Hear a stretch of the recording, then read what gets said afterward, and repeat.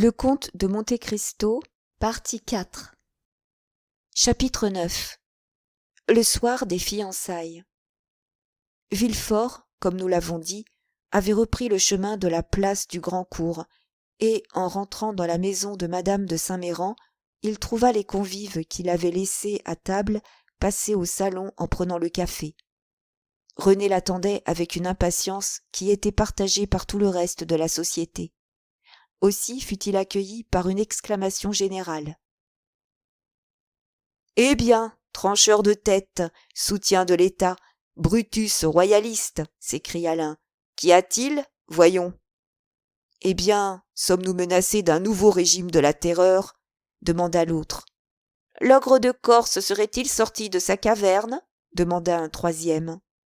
« Madame la marquise, » dit Villefort, s'approchant de sa future belle-mère, « je viens vous prier de m'excuser si je suis forcé de vous quitter ainsi.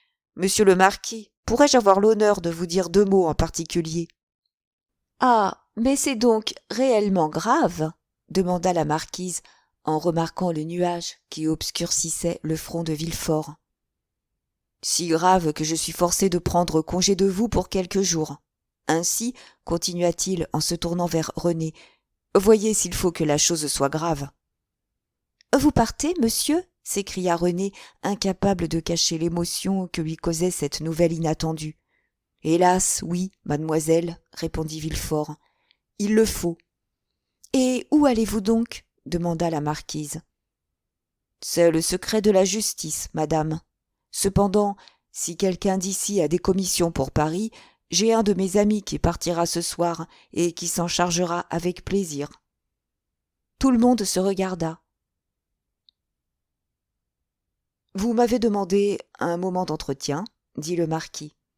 « Oui, passons dans votre cabinet, s'il vous plaît. » Le marquis prit le bras de Villefort et sortit avec lui. « Eh bien, » demanda celui-ci en arrivant dans son cabinet, « que se passe-t-il donc ? Parlez. » « Des choses que je crois de la plus haute gravité, et qui nécessitent mon départ à l'instant même pour Paris. Maintenant, marquis, excusez l'indiscrète brutalité de la question. Avez-vous des rentes sur l'État ? Toute ma fortune est en inscription, 6 à 700 000 francs à peu près. Eh bien, vendez, marquis, vendez ou vous êtes ruiné. Mais comment voulez-vous que je vende d'ici ? Vous avez un agent de change, n'est-ce pas ? Oui. Donnez-moi une lettre pour lui, et qu'il vende sans perdre une minute, sans perdre une seconde. Peut-être même arriverai-je trop tard. Diable, dit le marquis, ne perdons pas de temps. Et il se mit à table et écrivit une lettre à son agent de change, dans laquelle il lui ordonnait de vendre à tout prix. Maintenant que j'ai cette lettre, dit Villefort en la serrant soigneusement dans son portefeuille, il m'en faut une autre. Pour qui ? Pour le roi. Pour le roi ? Oui. Mais je n'ose prendre sur moi d'écrire ainsi à sa majesté. Aussi, n'est-ce point à vous que je la demande, mais je vous charge de la demander à monsieur de Salvieux. Il faut qu'il me donne une lettre à l'aide de laquelle je puisse pénétrer près de sa majesté, sans être soumis à toutes les formalités de demande d'audience qui peuvent me faire perdre un temps précieux. Mais n'avez-vous pas le garde des Sceaux qui a ses grandes entrées aux Tuileries et par l'intermédiaire duquel vous pouvez jour et nuit parvenir jusqu'au roi ? Oui, sans doute, mais il est inutile que je partage avec un autre le mérite de la nouvelle que je porte. Comprenez-vous ? Le garde des Sceaux me reléguerait tout naturellement au second rang et m'enlèverait tout le bénéfice de la chose. Je ne vous dis qu'une chose, marquis. Ma carrière est assurée si j'arrive le premier aux Tuileries, car j'aurai rendu au roi un service qu'il ne lui sera pas permis d'oublier. En ce cas, mon cher, allez faire vos paquets. Moi, j'appelle de Salvieux, et je lui fais écrire la lettre qui doit vous servir de laissez-passer. Bien. Ne perdez pas de temps, car dans un quart d'heure, il faut que je sois en chaise de poste.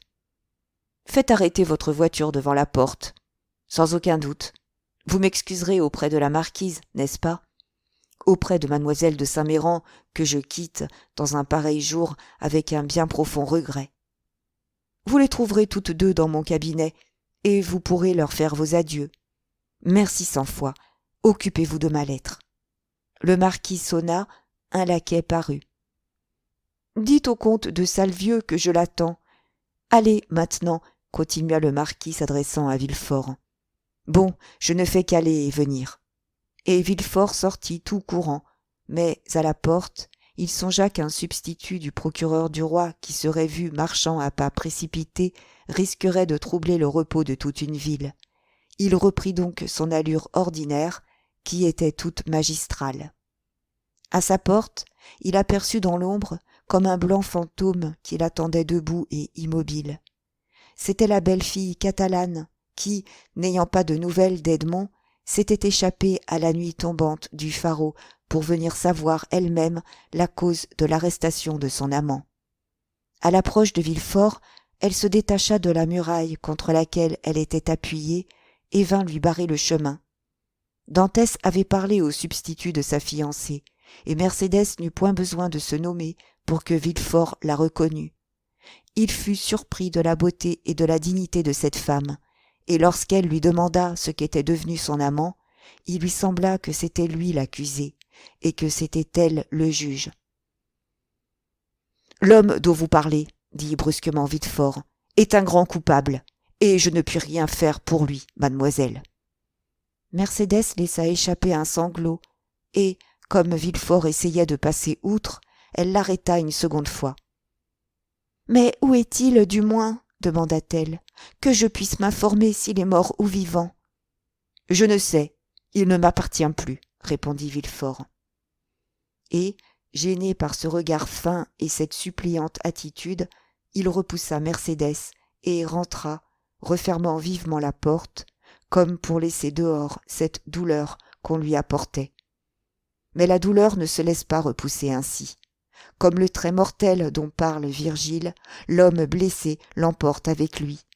Villefort rentra, referma la porte, mais arrivé dans son salon, les jambes lui manquèrent à son tour. Il poussa un soupir qui ressemblait à un sanglot, et se laissa tomber dans un fauteuil. Alors, au fond de ce cœur malade naquit le premier germe d'un ulcère mortel. Cet homme qu'il sacrifiait à son ambition, cet innocent qui payait pour son père coupable, lui apparut pâle et menaçant, donnant la main à sa fiancée, pâle comme lui, et traînant après lui le remords, non pas celui qui fait bondir le malade comme les furieux de la fatalité antique, mais ce tintement sourd et douloureux qui, à de certains moments, frappe sur le cœur et le meurtrit au souvenir d'une action passée, meurtrissure dont les lancinantes douleurs creusent un mal qui va s'approfondissant jusqu'à la mort. Alors il y eut dans l'âme de cet homme encore un instant d'hésitation. Déjà plusieurs fois il avait requis, et cela sans autre émotion que celle de la lutte du juge avec l'accusé, la peine de mort contre les prévenus. Et ces prévenus, exécutés grâce à son éloquence foudroyante, qui avait entraîné ou les juges ou le jury, n'avaient pas même laissé un nuage sur son front, car ces prévenus étaient coupables, ou du moins Villefort les croyait tels. Mais cette fois, c'était bien autre chose. Cette peine de la prison perpétuelle, il venait de l'appliquer à un innocent qui allait être heureux et dont il détruisait non seulement la liberté, mais le bonheur. Cette fois, il n'était plus juge, il était bourreau. En songeant à cela, il sentait ce battement sourd que nous avons décrit et qui lui était inconnu jusqu'alors, retentissant au fond de son cœur et emplissant sa poitrine de vagues appréhensions. C'est ainsi que, par une violente souffrance instinctive, est averti le blessé, qui jamais n'approchera sans trembler le doigt de sa blessure ouverte et saignante avant que sa blessure soit fermée. Mais la blessure qu'avait reçue Villefort était de celles qui ne se ferment pas, ou qui ne se ferment que pour se rouvrir plus sanglante et plus douloureuse qu'auparavant. Si, dans ce moment, la douce voix de René eût retenti à son oreille pour lui demander grâce, si la belle Mercédès fût entrée et lui eût dit « Au nom du Dieu qui nous regarde et qui nous juge, rendez-moi mon fiancé !» Oui, ce front à moitié plié sous la nécessité s'y fût courbé tout à fait, et de ses mains glacées eût sans doute, au risque de tout ce qui pouvait en résulter pour lui, signé l'ordre de mettre en liberté Dantès. Mais aucune voix ne murmura dans le silence, et la porte ne s'ouvrit que pour donner entrée au valet de chambre de Villefort, qui vint lui dire que les chevaux de poste étaient attelés à la calèche de voyage. Villefort se leva, ou plutôt bondit, comme un homme qui triomphe d'une lutte intérieure, courut à son secrétaire, versa dans ses poches tout l'or qui se trouvait dans un des tiroirs, tourna un instant effaré dans la chambre, la main sur son front, et articulant des paroles sans suite. Puis, enfin, sentant que son valet de chambre venait de lui poser son manteau sur les épaules, il sortit, s'élança en voiture et ordonna d'une voix brève de toucher rue du Grand-Cours chez monsieur de Saint-Méran. Le malheureux Dantès était condamné. Comme l'avait promis monsieur de Saint-Méran, Villefort trouva la marquise et René dans le cabinet. En apercevant René, le jeune homme tressaillit, car il crut qu'elle allait lui demander de nouveau la liberté de Dantès. Mais, hélas, il faut le dire à la honte de notre égoïsme, la belle jeune fille n'était préoccupée que d'une chose, du départ de Villefort. Elle aimait Villefort. Villefort allait partir au moment de devenir son mari. Villefort ne pouvait dire quand il reviendrait, et René, au lieu de plaindre Dantès, maudit l'homme qui, par son crime, la séparait de son amant.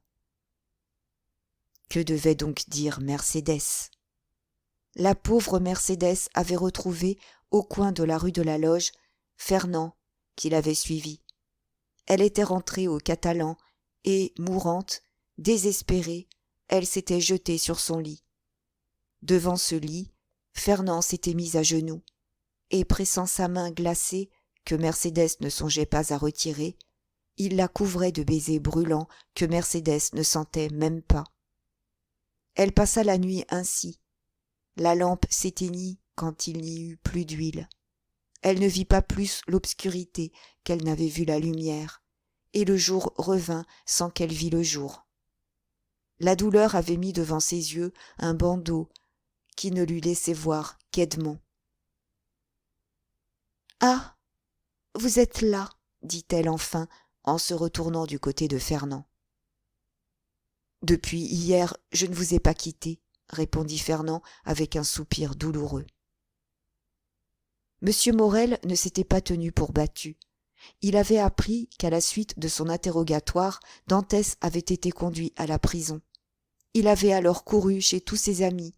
Il s'était présenté chez les personnes de Marseille qui pouvaient avoir de l'influence. Mais déjà le bruit s'était répandu que le jeune homme avait été arrêté comme agent bonapartiste, et comme, à cette époque, les plus hasardeux regardaient comme un rêve insensé toute tentative de Napoléon pour remonter sur le trône, il n'avait trouvé partout que froideur, crainte ou refus, et il était rentré chez lui désespéré, mais avouant cependant que la position était grave et que personne n'y pouvait rien. De son côté, Caderousse était fort inquiet et fort tourmenté. Au lieu de sortir comme l'avait fait M. Morel, au lieu d'essayer quelque chose en faveur de Dantès, pour lequel d'ailleurs il ne pouvait rien, il s'était enfermé avec 2 bouteilles de vin de cassis et avait essayé de noyer son inquiétude dans l'ivresse. Mais, dans l'état d'esprit où il se trouvait, c'était trop peu de 2 bouteilles pour éteindre son jugement. Il était donc demeuré trop ivre pour aller chercher d'autres vins, pas assez ivre pour que l'ivresse eût éteint ses souvenirs, accoudé en face de ces 2 bouteilles vides sur une table boiteuse et voyant danser, au reflet de sa chandelle à la longue mèche, tous ces spectres qu'Hoffmann a semés sur ses manuscrits humides de Panche, comme une poussière noire et fantastique.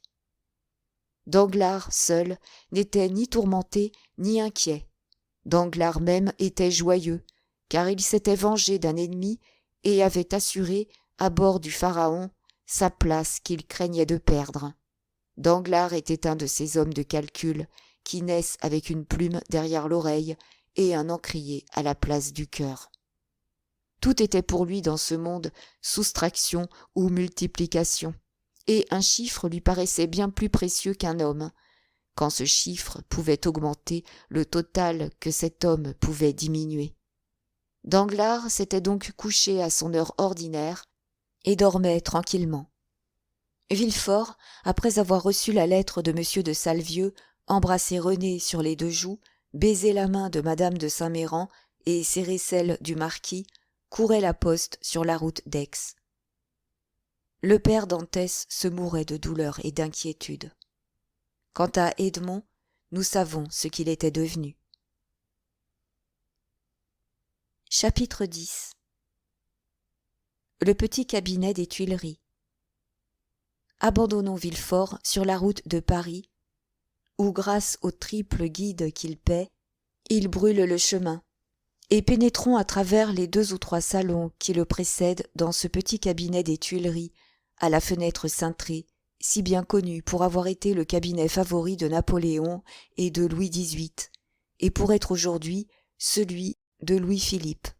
Là, dans ce cabinet, assis devant une table de noyer qu'il avait rapportée d'Artwell et que, par une de ses manies familières aux grands personnages, il affectionnait tout particulièrement, le roi Louis XVIII écoutait assez légèrement un homme de 50 à 52 ans, à cheveux gris, à la figure aristocratique et à la mise scrupuleuse, tout en notant à la marge un volume d'Horace, édition de Criphius, assez incorrect quoique estimé, et qui prêtait beaucoup aux sagaces observations philologiques de Sa Majesté. « Vous dites donc, monsieur, dit le roi, que je suis on ne peut plus inquiet, sire. Vraiment? Auriez-vous vu en songe 7 vaches grasses et 7 vaches maigres?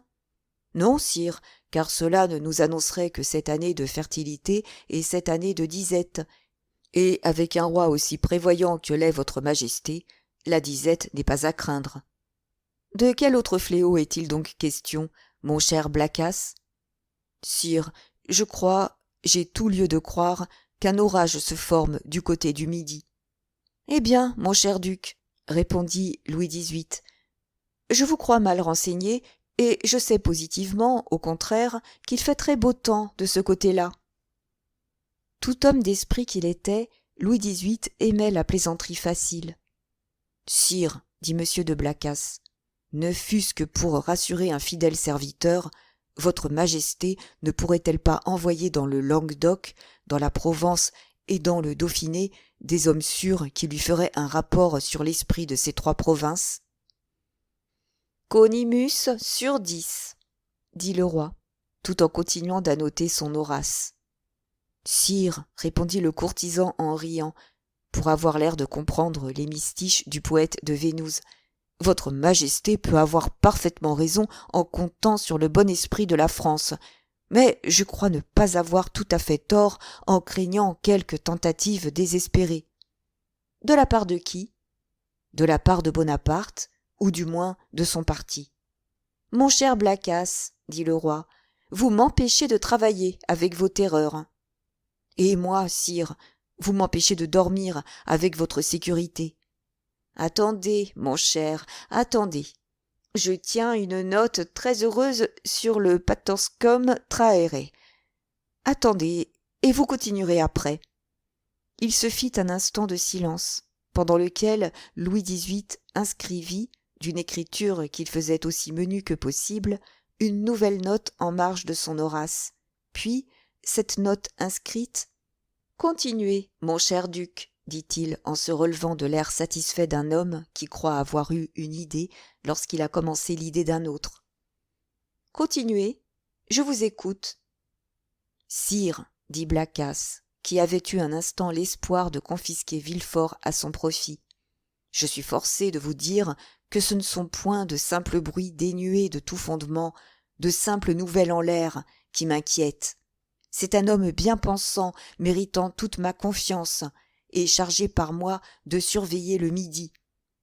Le duc hésita en prononçant ces mots. Qui arrive en poste pour me dire « Un grand péril menace le roi. Alors, je suis accouru, sire. » Maladucis avis d'homme, continua Louis XVIII en annotant. Votre Majesté m'ordonne-t-elle de ne plus insister sur ce sujet? Non, mon cher duc, mais allongez la main. Laquelle? Celle que vous voudrez, là-bas, à gauche. Ici, sire? Je vous dis à gauche, et vous cherchez à droite. C'est à ma gauche que je veux dire. Là, vous y êtes. Vous devez trouver le rapport du ministre de la police en date d'hier. Mais tenez, voici monsieur d'André lui-même. N'est-ce pas? Vous dites monsieur d'André? Interrompit Louis XVIII, s'adressant à l'huissier qui venait en effet d'annoncer le ministre de la police. Oui, sire, monsieur le baron d'André, reprit l'huissier. C'est juste, baron, reprit Louis XVIII avec un imperceptible sourire.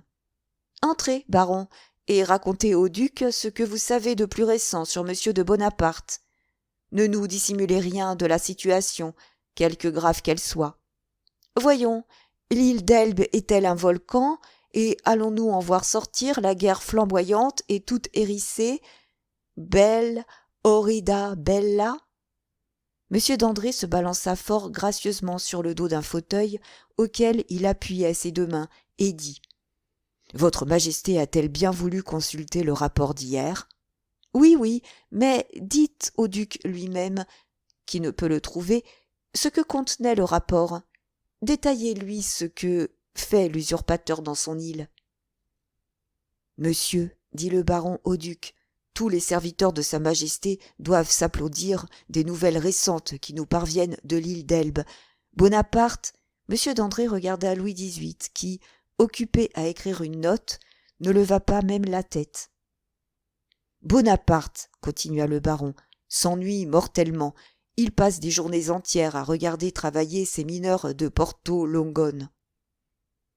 Et il se gratte pour se distraire, dit le roi. Il se gratte? Demanda le duc. Que veut dire votre Majesté? Eh oui, mon cher duc.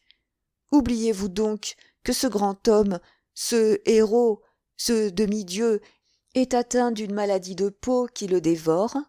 Prurigo? Il y a plus, monsieur le duc, continua le ministre de la police. Nous sommes à peu près sûrs que dans peu de temps l'usurpateur sera fou. Fou? Fou à lier. Sa tête s'affaiblit. Tantôt il pleure des larmes, tantôt il rit à gorge déployée. D'autres fois il passe des heures sur le rivage à jeter des cailloux dans l'eau, et lorsque le caillou a fait 5 ou 6 ricochets, il paraît aussi satisfait que s'il avait gagné un autre Marengo ou un nouvel Austerlitz. Voilà, vous en conviendrez, des signes de folie. Ou de sagesse, monsieur le baron. Ou de sagesse, dit Louis XVIII en riant. C'était en jetant des cailloux à la mer que se récréaient les grands capitaines de l'Antiquité. Voyez Plutarque, à la vie de Scipion l'Africain. Monsieur de Blacas demeura rêveur entre ces deux insouciances. Villefort, qui n'avait pas voulu tout lui dire pour qu'un autre ne lui enlevât point le bénéfice tout entier de son secret, lui en avait dit assez, cependant, pour lui donner de graves inquiétudes. « Allons, allons, d'André, dit Louis XVIII, Blacas n'est point encore convaincu. Passez à la conversion de l'usurpateur. » Le ministre de la police s'inclina. « Conversion de l'usurpateur » murmura le duc, regardant le roi et d'André, qui alternaient comme deux bergers de Virgile. « L'usurpateur est-il converti ? » ?»« Absolument, mon cher duc. »«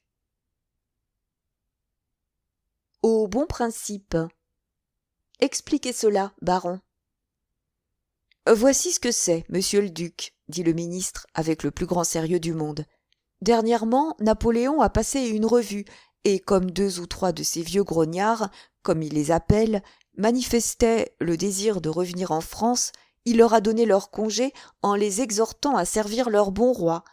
Ce furent ses propres paroles, monsieur le duc. j'en ai la certitude.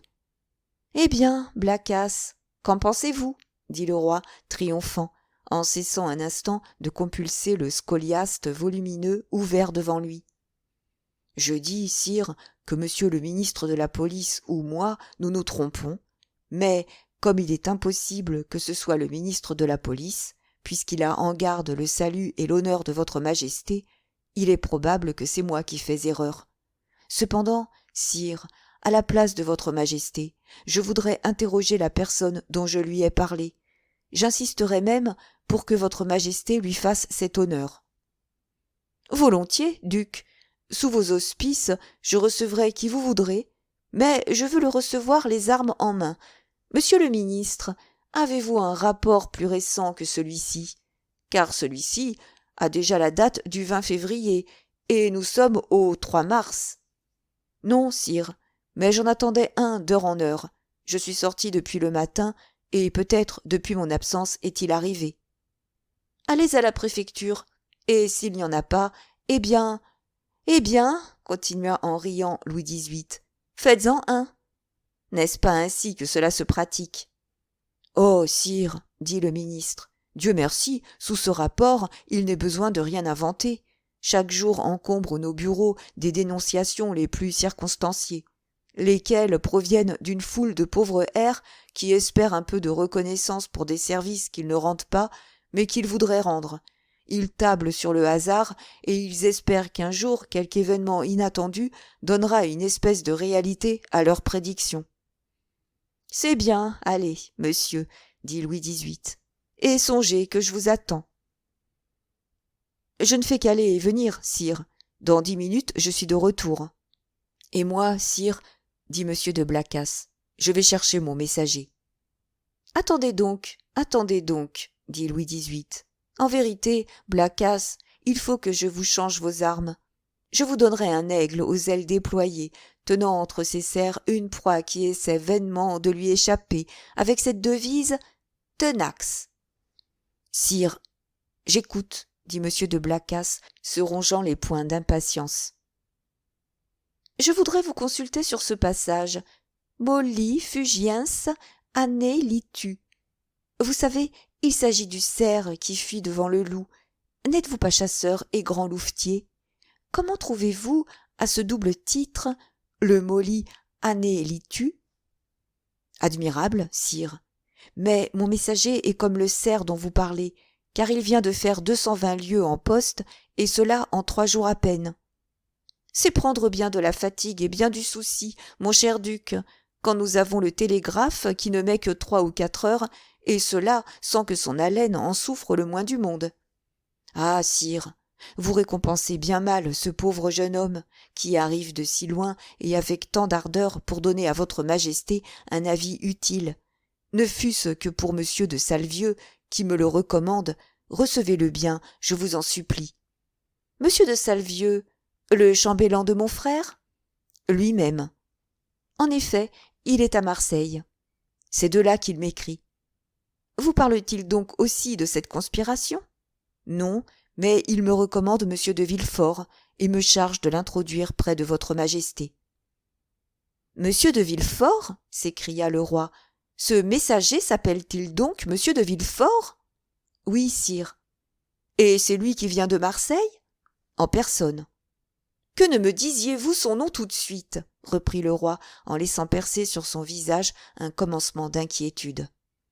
Sire, je croyais ce nom inconnu de votre majesté. Non pas, Blacas. C'est un esprit sérieux, élevé, ambitieux surtout. Et, par Dieu, vous connaissez de nom son père. Son père? Oui, Noirtier. Noirtier le Girondin? Noirtier le sénateur? Oui, justement. Et votre majesté a employé le fils d'un pareil homme? Blacas, mon ami, vous n'y entendez rien. Je vous ai dit que Villefort était ambitieux. Pour arriver, Villefort sacrifiera tout, même son père. Alors, sire, je dois donc le faire entrer? À l'instant même, duc. Où est-il? Il doit m'attendre en bas, dans ma voiture. Allez me le chercher. J'y cours. Le duc sortit avec la vivacité d'un jeune homme. L'ardeur de son royalisme sincère lui donnait 20 ans. Louis XVIII resta seul, reportant les yeux sur son Horace entr'ouvert et murmurant « Justumet tenacem propositi virum ». M. de Blacas remonta avec la même rapidité qu'il était descendu, mais dans l'antichambre, il fut forcé d'invoquer l'autorité du roi. L'habit poudreux de Villefort, son costume, où rien n'était conforme à la tenue de cour, avait excité la susceptibilité de M. de Brézé, qui fut tout étonné de trouver dans ce jeune homme la prétention de paraître ainsi vêtu devant le roi. Mais le duc leva toutes les difficultés avec un seul mot. « Ordre de sa majesté !» Et malgré les observations que continua de faire le maître des cérémonies, pour l'honneur du principe, Villefort fut introduit. Le roi était assis à la même place où l'avait laissé le duc. En ouvrant la porte, Villefort se trouva juste en face de lui. Le premier mouvement du jeune magistrat fut de s'arrêter. « Entrez, monsieur de Villefort, dit le roi, entrez. » Villefort salua et fit quelques pas en avant, attendant que le roi l'interrogeât. « Monsieur de Villefort, continua Louis XVIII, voici le duc de Blacas, qui prétend que vous avez quelque chose d'important à nous dire. »« Sire, monsieur le duc a raison, et j'espère que votre majesté va le reconnaître d'elle-même. »« D'abord et avant toute chose, monsieur, le mal est-il aussi grand, à votre avis, que l'on veut me le faire croire ? Sire, je le crois pressant. Mais, grâce à la diligence que j'ai faite, il n'est pas irréparable, je l'espère. »« Parlez longuement, si vous le voulez, monsieur, » dit le roi, qui commençait à se laisser aller lui-même à l'émotion qui avait bouleversé le visage de M. de Blacas et qui altérait la voix de Villefort. « Parlez, et surtout commencez par le commencement. J'aime l'ordre en toutes choses. »« Sire, » dit Villefort, « je ferai à votre majesté un rapport fidèle. Mais je la prierai cependant de m'excuser si le trouble où je suis jette quelque obscurité dans mes paroles. » Un coup d'œil jeté sur le roi après cet exorde insinuant assura Villefort de la bienveillance de son auguste auditeur, et il continua. « Sire, je suis arrivé le plus rapidement possible à Paris pour apprendre à votre majesté que j'ai découvert dans le ressort de mes fonctions non pas un de ces complots vulgaires et sans conséquence, comme ils s'entrament tous les jours dans les derniers rangs du peuple et de l'armée, mais une conspiration véritable, une tempête qui ne menace rien de moins que le trône de votre majesté. Sire, l'usurpateur arme 3 vaisseaux. Il médite quelques projets, insensés peut-être, mais peut-être aussi terribles, tout insensé qu'il est. À cette heure, il doit avoir quitté l'île d'Elbe. Pour aller où? Je l'ignore, mais à coup sûr pour tenter une descente soit à Naples, soit sur les côtes de Toscane, soit même en France. Votre majesté n'ignore pas que le souverain de l'île d'Elbe a conservé des relations avec l'Italie et avec la France.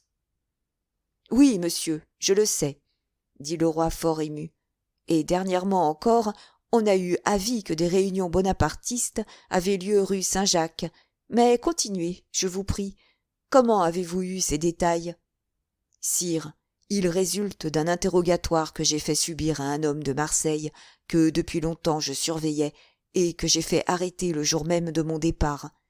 Cet homme, marin turbulent et d'un bonapartisme qui m'était suspect, a été secrètement à l'île d'Elbe. Il y a vu le grand maréchal qui l'a chargé d'une mission verbale pour un bonapartiste de Paris dont je n'ai jamais pu lui faire dire le nom. Mais cette mission était de charger ce bonapartiste de préparer les esprits à un retour. Remarquez que c'est l'interrogatoire qui parle, sire. À un retour qui ne peut manquer d'être prochain. « Et où est cet homme ? » demanda Louis XVIII. « En prison, sire. »« Et la chose vous a paru grave ? » ?»« Si grave, sire, que cet événement m'ayant surpris au milieu d'une fête de famille, le jour même de mes fiançailles, j'ai tout quitté, fiancé et amis, tout remis à un autre temps pour venir déposer aux pieds de votre majesté et les craintes dont j'étais atteint et l'assurance de mon dévouement. » « C'est vrai, » dit Louis XVIII.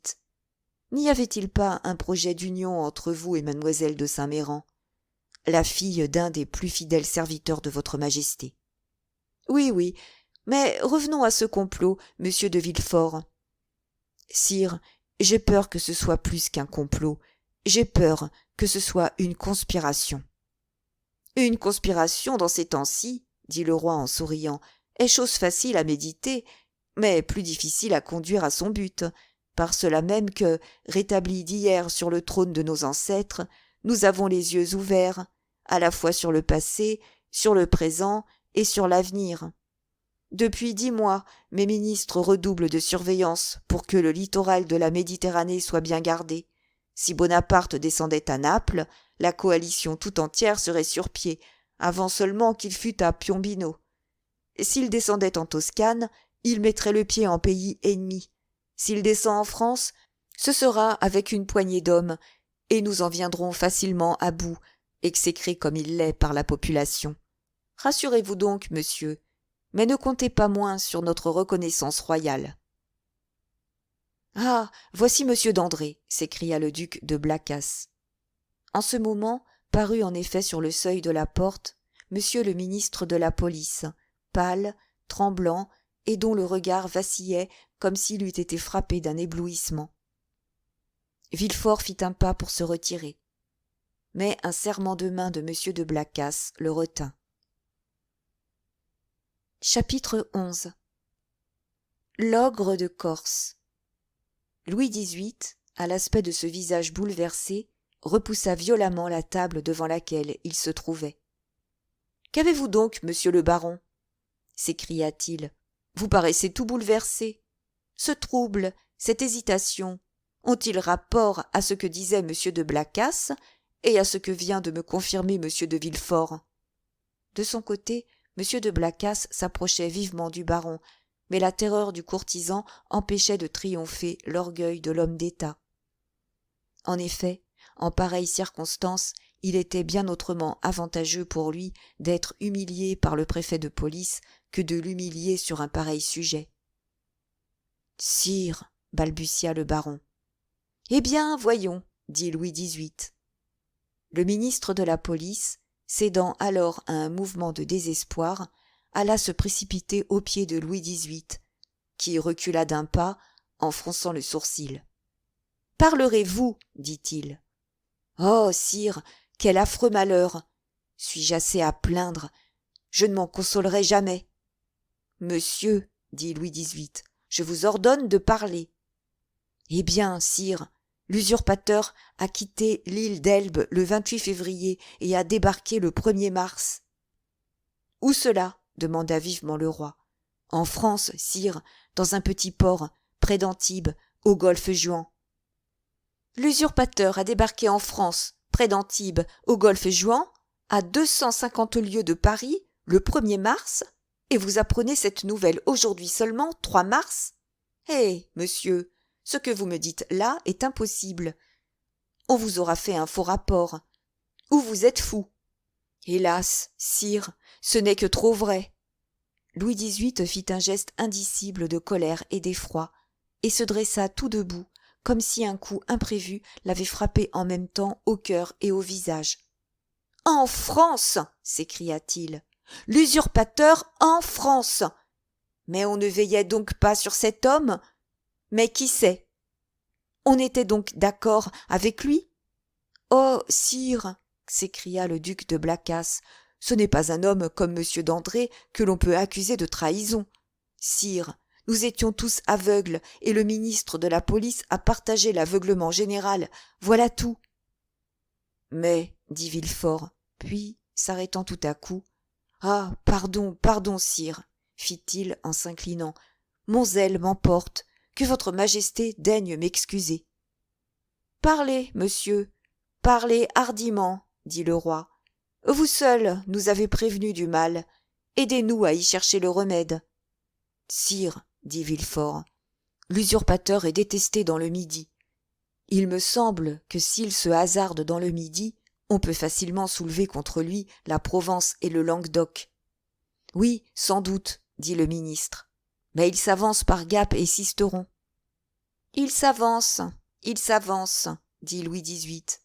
Il marche donc sur Paris ? » Le ministre de la police garda un silence qui équivalait au plus complet aveu. « Et le Dauphiné, monsieur ?» demanda le roi à Villefort. « Croyez-vous qu'on puisse le soulever comme la Provence ?»« Sire, je suis fâché de dire à votre majesté une vérité cruelle. Mais l'esprit du Dauphiné est loin de valoir celui de la Provence et du Languedoc. Les montagnards sont bonapartistes, sire. »« Allons, » murmura Louis XVIII. « Il était bien renseigné. Et combien d'hommes a-t-il avec lui ?»« Sire, je ne sais, » dit le ministre de la police. « Comment, vous ne savez ? Vous avez oublié de vous informer de cette circonstance ? Il est vrai qu'elle est de peu d'importance, ajouta-t-il avec un sourire écrasant. Sire, je ne pouvais m'en informer. La dépêche portait simplement l'annonce du débarquement et de la route prise par l'usurpateur. « Et comment donc vous est parvenue cette dépêche ?» demanda le roi. Le ministre baissa la tête, et une vive rougeur envahit son front. « Par le télégraphe, sire, » balbutia-t-il. Louis XVIII fit un pas en avant et croisa les bras comme eût fait Napoléon. « Ainsi, dit-il, pâlissant de colère, 7 armées coalisées auront renversé cet homme. Un miracle du ciel m'aura replacé sur le trône de mes pères après 25 ans d'exil.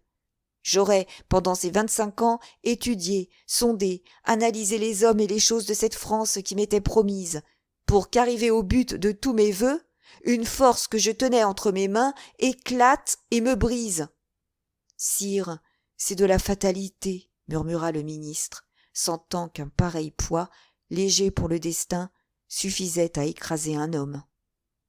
« Mais ce que disaient de nous nos ennemis est donc vrai. Rien appris, rien oublié. Si j'étais trahi comme lui, encore, je me consolerais. Mais être au milieu de gens élevés par moi aux dignités, qui devaient veiller sur moi plus précieusement que sur eux-mêmes, car ma fortune, c'est la leur. Avant moi, ils n'étaient rien, après moi, ils ne seront rien, et périr misérablement par incapacité, par ineptie. Ah oui, monsieur, vous avez bien raison, c'est de la fatalité. » Le ministre se tenait courbé sous cet effrayant anathème. M. de Blacas essuyait son front couvert de sueur. Villefort souriait intérieurement, car il sentait grandir son importance. « Tombez !» continuait Louis XVIII, qui du premier coup d'œil avait sondé le précipice où penchait la monarchie. « Tomber et apprendre sa chute par le télégraphe. Oh, j'aimerais mieux monter sur l'échafaud de mon frère Louis XVI que de descendre ainsi l'escalier des Tuileries, chassé par le ridicule. Le ridicule, monsieur. Vous ne savez pas ce que c'est, en France, et cependant, vous devriez le savoir. »« Sire, sire, » murmura le ministre, « par pitié. »« Approchez, monsieur de Villefort, » continua le roi, s'adressant au jeune homme, qui, debout, immobile et en arrière, considérait la marche de cette conversation où flottait, éperdu, le destin d'un royaume. « Approchez, et dites à monsieur qu'on pouvait savoir d'avance tout ce qu'il n'a pas su. » Sire, il était matériellement impossible de deviner les projets que cet homme cachait à tout le monde. « Matériellement impossible. Oui, voilà un grand mot, monsieur. Malheureusement, il en est des grands mots comme des grands hommes. Je les ai mesurés. Matériellement impossible à un ministre qui a une administration, des bureaux, des agents, des mouchards, des espions et 1500 000 francs de fonds secrets, de savoir ce qui se passe à 60 lieues des côtes de France. Eh bien, tenez, voici monsieur, qui n'avait aucune de ces ressources à sa disposition. Voici monsieur, simple magistrat, qui en savait plus que vous avec toute votre police, et qui eût sauvé ma couronne s'il eût eu, comme vous, le droit de diriger un télégraphe. » Le regard du ministre de la police se tourna avec une expression de profond dépit sur Villefort, qui inclina la tête avec la modestie du triomphe. « Je ne dis pas cela pour vous, Blacas, » continua Louis XVIII, « car si vous n'avez rien découvert, vous, au moins, avez-vous eu le bon esprit de persévérer dans votre soupçon ? Un autre que vous eût peut-être considéré la révélation de M. de Villefort comme insignifiante, ou bien encore suggérée par une ambition vénale. Ces mots faisaient allusion à ceux que le ministre de la police avait prononcés avec tant de confiance 1 heure auparavant. Villefort comprit le jeu du roi. Un autre, peut-être, se serait laissé emporter par l'ivresse de la louange, mais il craignit de se faire un ennemi mortel du ministre de la police, bien qu'il sentît que celui-ci était irrévocablement perdu. En effet, le ministre qui n'avait pas, dans la plénitude de sa puissance, su deviner le secret de Napoléon, pouvait, dans les convulsions de son agonie, pénétrer celui de Villefort. Il ne lui fallait, pour cela, qu'interroger Dantès. Il vint donc en aide au ministre au lieu de l'accabler. « Sire, dit Villefort, la rapidité de l'événement doit prouver à votre majesté que Dieu seul pouvait l'empêcher en soulevant une tempête. Ce que votre majesté croit de ma part l'effet d'une profonde perspicacité est dû, purement et simplement, au hasard. J'ai profité de ce hasard en serviteur dévoué, voilà tout. Ne m'accordez pas plus que je ne mérite, sire, pour ne revenir jamais sur la première idée que vous aurez conçue de moi. » Le ministre de la police remercia le jeune homme par un regard éloquent, et Villefort comprit qu'il avait réussi dans son projet, c'est-à-dire que, sans rien perdre de la reconnaissance du roi, il venait de se faire un ami sur lequel, le cas échéant, il pouvait compter. « C'est bien, dit le roi. Et maintenant, messieurs, continua-t-il en se retournant vers M. de Blacas et vers le ministre de la police, je n'ai plus besoin de vous, et vous pouvez vous retirer. Ce qui reste à faire est du ressort du ministre de la guerre. »« Heureusement, sire, dit M. de Blacas, que nous pouvons compter sur l'armée. Votre majesté sait combien tous les rapports nous la peignent dévouée à votre gouvernement. »« Ne me parlez pas de rapports. Maintenant, duc, je sais la confiance que l'on peut avoir en eux. Mais, à propos de rapports, monsieur le baron, qu'avez-vous appris de nouveau sur l'affaire de la rue Saint-Jacques ?»« Sur l'affaire de la rue Saint-Jacques » s'écria Villefort, ne pouvant retenir une exclamation. Mais s'arrêtant tout à coup. « Pardon, sire, dit-il, mon dévouement à votre majesté me fait sans cesse oublier non le respect que j'ai pour elle, ce respect est trop profondément gravé dans mon cœur, mais les règles de l'étiquette. »« Dites et faites, monsieur, reprit Louis XVIII. Vous avez acquis aujourd'hui le droit d'interroger. »« Sire, répondit le ministre de la police, je venais justement aujourd'hui donner à votre majesté les nouveaux renseignements que j'avais recueillis sur cet événement, lorsque l'attention de votre majesté a été détournée par la terrible catastrophe du Golfe. Maintenant, ces renseignements n'auraient plus aucun intérêt pour le roi. »« Au contraire, monsieur, au contraire, dit Louis XVIII.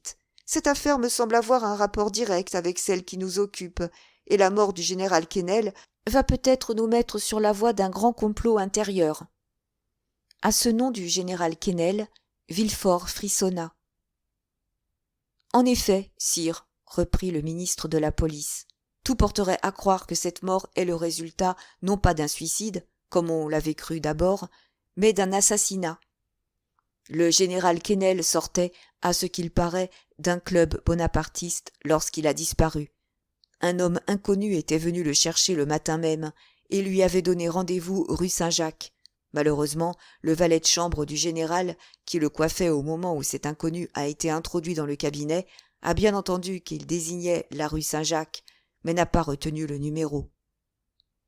À mesure que le ministre de la police donnait au roi Louis XVIII ses renseignements, Villefort, qui semblait suspendu à ses lèvres, rougissait et pâlissait.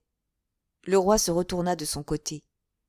« N'est-ce pas votre avis, comme c'est le mien, monsieur de Villefort, que le général Quesnel, que l'on pouvait croire attaché à l'usurpateur, mais qui, réellement, était tout entier à moi, a péri victime d'un guet-apens bonapartiste ?»« C'est probable, sire, répondit Villefort. Mais ne sait-on rien de plus ? On est sur les traces de l'homme qui avait donné le rendez-vous. »« On est sur ses traces ? Répéta Villefort. Oui, le domestique a donné son signalement. C'est un homme de 50 à 52 ans, brun, avec des yeux noirs couverts d'épais sourcils, et portant moustache. Il était vêtu d'une redingote bleue et portait à sa boutonnière une rosette d'officier de la Légion d'honneur. Hier, on a suivi un individu dont le signalement répond exactement à celui que je viens de dire, et on l'a perdu au coin de la rue de la Jussienne et de la rue Coq-Héron. Villefort s'était appuyé au dossier d'un fauteuil, car à mesure que le ministre de la police parlait, il sentait ses jambes se dérober sous lui. Mais lorsqu'il vit que l'inconnu avait échappé aux recherches de l'agent qui le suivait, il respira. « Vous chercherez cet homme, monsieur, dit le roi au ministre de la police, car si, comme tout me porte à le croire, le général Quesnel, qui nous eût été si utile en ce moment, a été victime d'un meurtre, bonapartiste ou non, je veux que ces assassins soient cruellement punis. » Villefort eut besoin de tout son sang-froid pour ne point trahir la terreur que lui inspirait cette recommandation du roi. « Chose étrange, continua le roi avec un mouvement d'humeur. La police croit avoir tout dit lorsqu'elle a dit « un meurtre a été commis » et tout fait lorsqu'elle a ajouté « on est sur les traces des coupables ». Sire, votre majesté, sur ce point du moins, sera satisfaite, je l'espère. C'est bien, nous verrons. Je ne vous retiens pas plus longtemps, baron. Monsieur de Villefort, vous devez être fatigué de ce long voyage. Allez vous reposer. Vous êtes, sans doute, descendu chez votre père. Un éblouissement passa sur les yeux de Villefort. Non, sire, dit-il, je suis descendu hôtel de Madrid, rue de Tournon. Mais vous l'avez vu?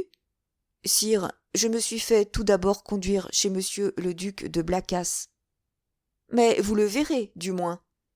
Je ne le pense pas, sire. Ah, c'est juste, dit Louis XVIII, en souriant de manière à prouver que toutes ces questions réitérées n'avaient pas été faites sans intention. J'oubliais que vous êtes en froid avec monsieur Noirtier et que c'est un nouveau sacrifice fait à la cause royale et dont il faut que je vous dédommage. Sire, la bonté que me témoigne votre majesté est une récompense qui dépasse de si loin toutes mes ambitions que je n'ai rien à demander de plus au roi. N'importe, monsieur, et nous ne vous oublierons pas, soyez tranquille. En attendant, le roi détacha la croix de la Légion d'honneur qu'il portait d'ordinaire sur son habit bleu, près de la croix de Saint-Louis, au-dessus de la plaque de l'ordre de Notre-Dame du Mont-Carmel et de Saint-Lazare, et la donnant à Villefort. « En attendant, dit-il, prenez toujours cette croix. »« Sire, dit Villefort, votre majesté se trompe. Cette croix est celle d'officier. »« Ma foi, monsieur, dit Louis XVIII, prenez-la telle qu'elle est. Je n'ai pas le temps d'en faire demander une autre. Blacas, vous veillerez à ce que le brevet soit délivré à monsieur de Villefort. » Les yeux de Villefort se mouillèrent d'une larme d'orgueilleuse joie. Il prit la croix et la baisa. « Et maintenant, demanda-t-il, quels sont les ordres que me fait l'honneur de me donner votre majesté ? Prenez le repos qui vous est nécessaire, et songez que, sans force à Paris pour me servir, vous pouvez m'être à Marseille de la plus grande utilité. »« Sire, répondit Villefort en s'inclinant, dans 1 heure j'aurai quitté Paris. »« Allez, monsieur, dit le roi. Et si je vous oubliais, la mémoire des rois est courte, ne craignez pas de vous rappeler à mon souvenir. Monsieur le baron, donnez l'ordre qu'on aille chercher le ministre de la guerre. Blacas, restez. »« Ah, monsieur, dit le ministre de la police à Villefort en sortant des Tuileries, vous entrez par la bonne porte et votre fortune est faite. »« Sera-t-elle longue ?» murmura Villefort en saluant le ministre, dont la carrière était finie, et en cherchant des yeux une voiture pour rentrer chez lui. Un fiacre passait sur le quai. Villefort lui fit un signe. Le fiacre s'approcha. Villefort donna son adresse et se jeta dans le fond de la voiture, se laissant aller à ses rêves d'ambition. 10 minutes après, Villefort était rentré chez lui. Il commanda ses chevaux pour dans 2 heures et ordonna qu'on lui servît à déjeuner. Il allait se mettre à table lorsque le timbre de la sonnette retentit sous une main franche et ferme. Le valet de chambre alla ouvrir, et Villefort entendit une voix qui prononçait son nom. Qui peut déjà savoir que je suis ici? Se demanda le jeune homme. En ce moment, le valet de chambre rentra. Eh bien, dit Villefort, qu'y a-t-il donc? Qui a sonné? Qui me demande? Un étranger qui ne veut pas dire son nom. Comment, un étranger qui ne veut pas dire son nom? Et que me veut cet étranger? Il veut parler à monsieur. À moi? Oui. Il m'a nommé? Parfaitement. Et quelle apparence a cet étranger? Mais, monsieur, c'est un homme d'une 50aine d'années. Petit? Grand? De la taille de monsieur, à peu près. Brun ou blond? Brun, très brun, des cheveux noirs, des yeux noirs, des sourcils noirs. Et vêtu? Demanda vivement Villefort. Vêtu de quelle façon? D'une grande lévite bleue boutonnée du haut en bas, décorée de la Légion d'honneur. C'est lui, murmura Villefort en pâlissant. Eh, pardieu, dit en paraissant sur la porte l'individu dont nous avons déjà donné 2 fois le signalement. Voilà bien des façons. Est-ce l'habitude à Marseille que les fils fassent faire antichambre à leur père? Mon père, s'écria Villefort, je ne m'étais donc pas trompé. Et je me doutais que c'était vous. Alors, si tu te doutais que c'était moi, reprit le nouveau venu en posant sa canne dans un coin et son chapeau sur une chaise, permets-moi de te dire, mon cher Gérard, que ce n'est guère aimable à toi de me faire attendre ainsi. Laissez-nous, Germain, dit Villefort. Le domestique sortit en donnant des marques visibles d'étonnement. Chapitre 12. Le père et le fils. Monsieur Noirtier, car c'était en effet lui-même qui venait d'entrer, suivit des yeux le domestique jusqu'à ce qu'il eût refermé la porte. Puis, craignant sans doute qu'il n'écoutât dans l'antichambre, il alla rouvrir derrière lui. La précaution n'était pas inutile, et la rapidité avec laquelle maître Germain se retira prouva qu'il n'était point exempt du péché qui perdit nos premiers pères. Monsieur Noirtier prit alors la peine d'aller fermer lui-même la porte de l'antichambre, revint fermer celle de la chambre à coucher, poussa les verrous et revint tendre la main à Villefort, qui avait suivi tous ces mouvements avec une surprise dont il n'était pas encore revenu. « Ah ça, sais-tu bien, mon cher Gérard, dit-il au jeune homme en le regardant avec un sourire dont il était assez difficile de définir l'expression, que tu n'as pas l'air ravi de me voir. » Si fait, mon père, dit Villefort, je suis enchanté, mais j'étais si loin de m'attendre à votre visite qu'elle m'a quelque peu étourdi. Mais, mon cher ami, reprit monsieur Noirtier en s'asseyant, il me semble que je pourrais vous en dire autant. Comment? Vous m'annoncez vos fiançailles à Marseille pour le 28 février, et le 3 mars, vous êtes à Paris. Si j'y suis, mon père, dit Gérard en se rapprochant de monsieur Noirtier, ne vous en plaignez pas, car c'est pour vous que j'étais venu, et ce voyage vous sauvera peut-être. Ah, vraiment? Dit monsieur Noirtier en s'allongeant nonchalamment dans le fauteuil où il était assis. Vraiment? Contez-moi donc cela, monsieur le magistrat, ce doit être curieux. Mon père, vous avez entendu parler de certain club bonapartiste qui se tient rue Saint-Jacques? Numéro 53? Oui, j'en suis vice-président.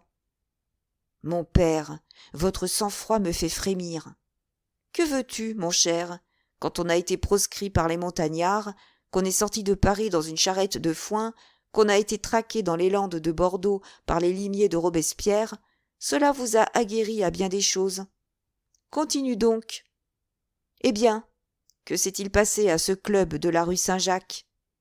Il s'y est passé qu'on y a fait venir le général Quesnel, et que le général Quesnel, sorti à 9 heures du soir de chez lui, a été retrouvé le surlendemain dans la Seine. Et qui vous a conté cette belle histoire? Le roi lui-même, monsieur. Eh bien, moi, en échange de votre histoire, continua Noirtier, je vais vous apprendre une nouvelle. Mon père, je crois savoir déjà ce que vous allez me dire. Ah? Vous savez le débarquement de Sa Majesté l'Empereur? Silence, mon père, je vous prie. Pour vous d'abord, et puis ensuite pour moi. Oui, je savais cette nouvelle, et même je la savais avant vous, car depuis 3 jours, je brûle le pavé de Marseille à Paris, avec la rage de ne pouvoir lancer à 200 lieues en avant de moi la pensée qui me brûle le cerveau. Il y a 3 jours? Êtes-vous fou? Il y a 3 jours, l'empereur n'était pas embarqué. N'importe, je savais le projet. Et comment cela? Par une lettre qui vous était adressée de l'île d'Elbe. À moi? À vous, et que j'ai surprise dans le portefeuille du messager. Si cette lettre était tombée entre les mains d'un autre, à cette heure, mon père, vous seriez fusillé, peut-être. Le père de Villefort se mit à rire. Allons, allons, dit-il. Il paraît que la Restauration a appris de l'Empire la façon d'expédier promptement les affaires. Fusillé, mon cher, comme vous y allez. Et cette lettre, où est-elle? Je vous connais trop pour craindre que vous l'ayez laissée traîner. Je l'ai brûlée, de peur qu'il n'en restât un seul fragment, car cette lettre, c'était votre condamnation. Et la perte de votre avenir, répondit froidement Noirtier. Oui, je comprends cela. Mais je n'ai rien à craindre, puisque vous me protégez. Je fais mieux que cela, monsieur. Je vous sauve. Ah, diable, ceci devient plus dramatique. Expliquez-vous. Monsieur, j'en reviens à ce club de la rue Saint-Jacques.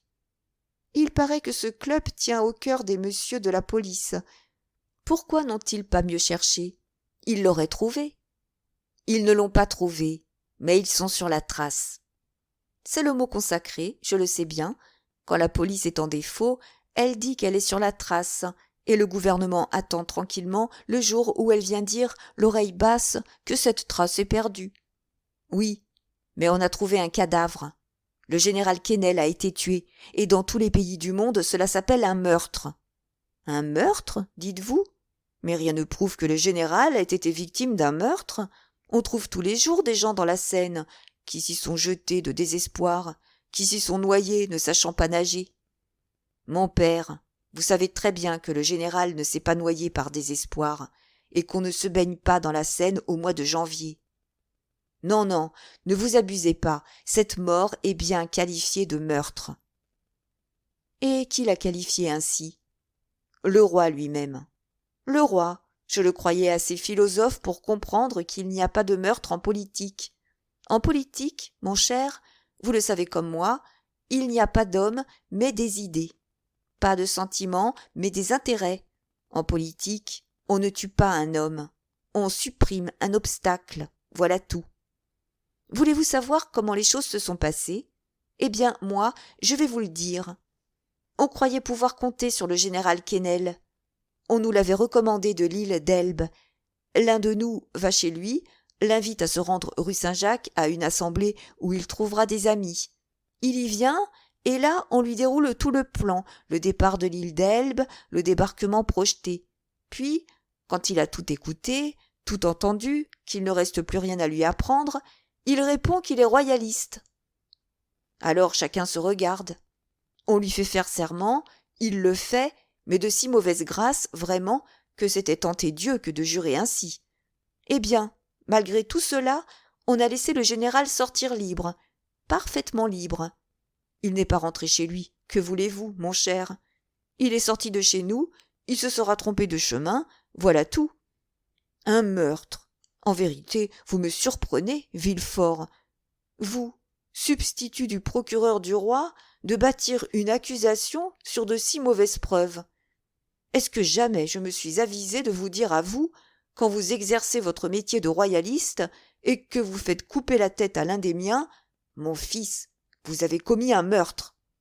Non, j'ai dit, très bien, monsieur, vous avez combattu victorieusement. À demain la revanche. Mais, mon père, prenez garde, cette revanche sera terrible quand nous la prendrons. Je ne vous comprends pas.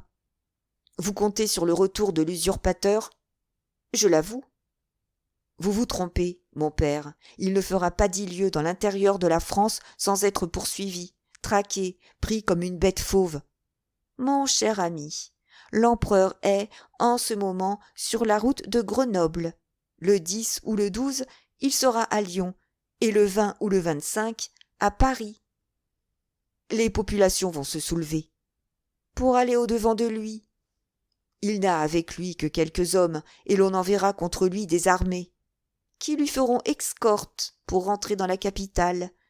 En vérité, mon cher Gérard, vous n'êtes encore qu'un enfant.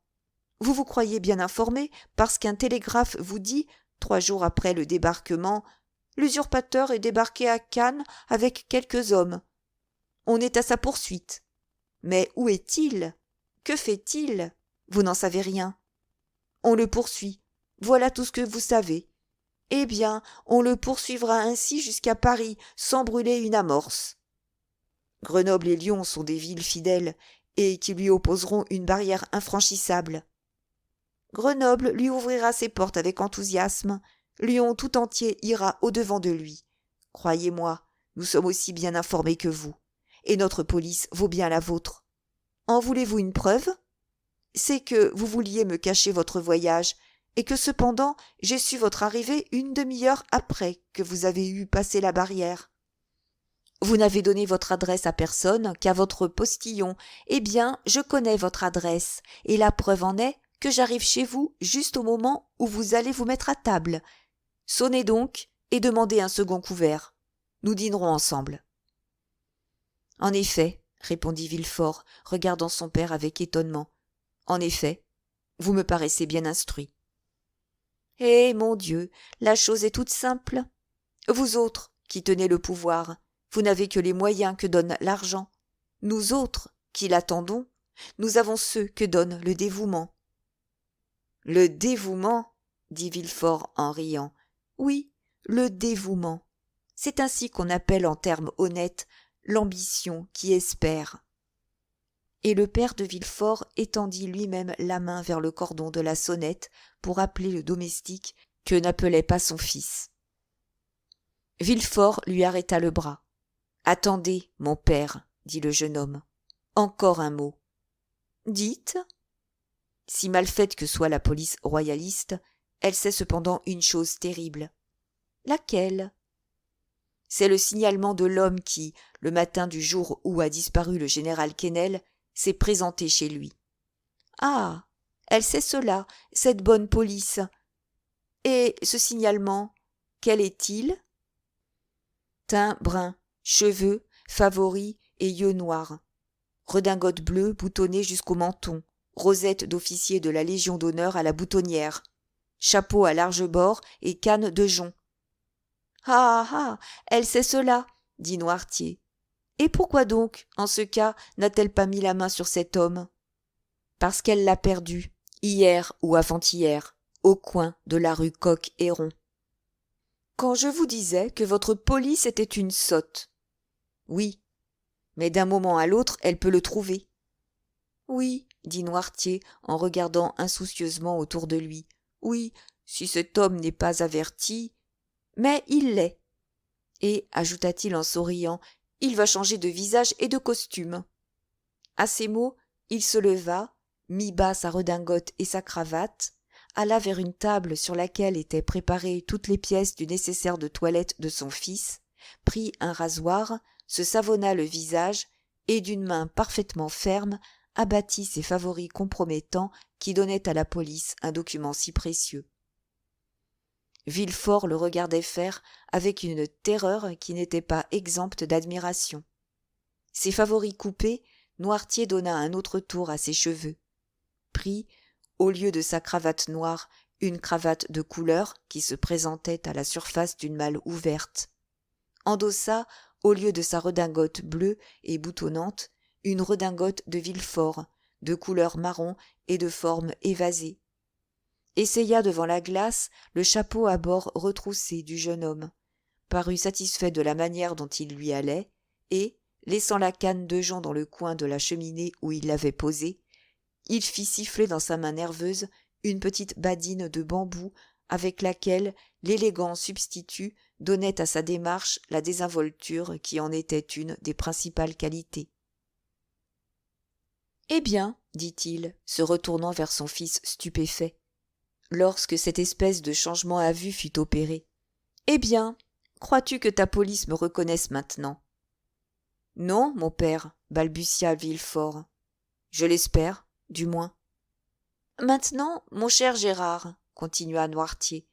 Je m'en rapporte à ta prudence pour faire disparaître tous les objets que je laisse à ta garde. Oh, soyez tranquille, mon père, dit Villefort. Oui, oui, et maintenant je crois que tu as raison, et que tu pourrais bien, en effet, m'avoir sauvé la vie. Mais sois tranquille, je te rendrai cela prochainement. Villefort hocha la tête. Tu n'es pas convaincu? J'espère, du moins, que vous vous trompez. Reverras-tu le roi? Peut-être. Veux-tu passer à ses yeux pour un prophète? Les prophètes de malheur sont malvenus à la cour, mon père. Oui, mais un jour ou l'autre, on leur rend justice. Et suppose une seconde restauration, alors tu passeras pour un grand homme. Enfin, que dois-je dire au roi? Dis-lui ceci. Sire, on vous trompe sur les dispositions de la France, sur l'opinion des villes, sur l'esprit de l'armée. Celui que vous appelez à Paris l'ogre de Corse, qui s'appelle encore l'usurpateur à Nevers, s'appelle déjà Bonaparte à Lyon et l'empereur à Grenoble. Vous le croyez traqué, poursuivi, en fuite? Il marche, rapide comme l'aigle qu'il rapporte. Les soldats que vous croyez mourant de faim, écrasés de fatigue, prêts à déserter, s'augmentent comme les atomes de neige autour de la boule qui se précipite. Sire, partez, abandonnez la France à son véritable maître, à celui qui ne l'a pas achetée, mais conquise. Partez, sire. Non pas que vous couriez quelque danger, votre adversaire est assez fort pour faire grâce, mais parce qu'il serait humiliant pour un petit-fils de Saint-Louis de devoir la vie à l'homme d'Arcole, de Marengo et d'Austerlitz. Dis-lui cela, Gérard. Ou plutôt, va, ne lui dis rien. Dissimule ton voyage, ne te vante pas de ce que tu es venu faire et de ce que tu as fait à Paris. Reprends la poste. Si tu as brûlé le chemin pour venir, dévore l'espace pour retourner, rentre à Marseille de nuit, pénètre chez toi par une porte de derrière, et là, reste bien doux, bien humble, bien secret, bien inoffensif, surtout. Car cette fois, je te le jure, nous agirons en gens vigoureux et qui connaissent leurs ennemis. Allez, mon fils, allez, mon cher Gérard, et moyennant cette obéissance aux ordres paternels, ou, si vous l'aimez mieux, cette déférence pour les conseils d'un ami, nous vous maintiendrons dans votre place. Ce sera, ajouta Noirtier en souriant, un moyen pour vous de me sauver une seconde fois. Si la bascule politique vous remet un jour en haut et moi en bas. Adieu, mon cher Gérard, à votre prochain voyage. Descendez chez moi. Et Noirtier sortit à ces mots avec la tranquillité qui ne l'avait pas quitté un instant pendant la durée de cet entretien si difficile. Villefort, pâle et agité, courut à la fenêtre, entr'ouvrit le rideau et le vit passer, calme et impassible, au milieu de 2 ou 3 hommes de mauvaise mine, embusqués au coin des bornes et à l'angle des rues, qui étaient peut-être là pour arrêter l'homme aux favoris noirs, à la redingote bleue et au chapeau à larges bords. Villefort demeura ainsi, debout et haletant, jusqu'à ce que son père eût disparu au carrefour Bussy. Alors il s'élança vers les objets abandonnés par lui, mit au plus profond de sa malle la cravate noire et la redingote bleue, tordit le chapeau qu'il fourra dans le bas d'une armoire, brisa la canne de jonc en 3 morceaux qu'il jeta au feu, mit une casquette de voyage, appela son valet de chambre, lui interdit d'un regard les 1000 questions qu'il avait envie de faire, régla son compte avec l'hôtel, sauta dans sa voiture qui l'attendait tout attelée, apprit à Lyon que Bonaparte venait d'entrer à Grenoble, et, au milieu de l'agitation qui régnait tout le long de la route, arriva à Marseille, en proie à toutes les transes qui entrent dans le cœur de l'homme avec l'ambition et les premiers honneurs.